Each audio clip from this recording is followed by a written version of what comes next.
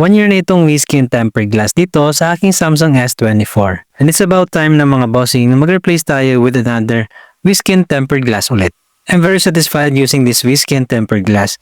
Like, feeling mo hindi ka naka-tempered glass, pero naka-tempered glass ka pala. So, very easy lang din ito i-install. All you need, ayan dito na din sa box niya.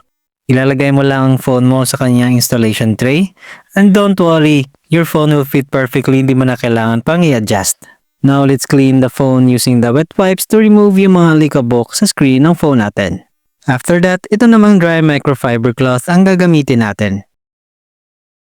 And lastly, let's use this dust absorber upang matanggal ang mga remaining dust na naiiwan sa screen ng phone natin. At pagkatapos, i-close na natin ang installation tray. Hilahin natin itong plastic strip, then wait for 20 seconds. Next naman ay i-swipe natin itong middle part using our index finger, gaya nito. Now, buksan na natin ang installation tray, and then use this tool to push out the bubble sa screen kung meron man. So, ganun lang nga ka-easy ang pag-install nitong WSKEN tempered glass. Napakaganda ng quality nito, hindi ka magsisisi. So, I highly recommend this WSKEN tempered glass. If you're planning to buy one, and you really want to protect your phone, try this tempered glass from WSKEN.